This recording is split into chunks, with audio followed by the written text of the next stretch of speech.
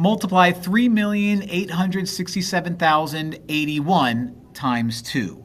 We're going to take our 2 and multiply it to every digit up here, right to left, remembering that we're probably going to have to carry over some numbers. So 2 times 1 is 2.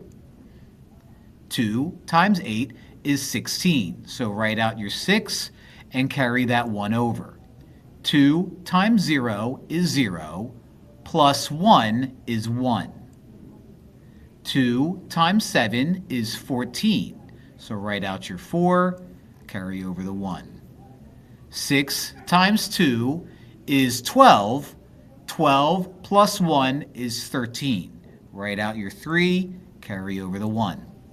2 times 8 is 16. 16 plus 1 is 17. Write out your 7, carry over the 1. Finally, 2 times 3 is 6. 6 plus 1 is 7. You write out 7. Let's count from the right and draw out our commas. 1, 2, 3, comma, 1, 2, 3. And we end up with 7,734,162.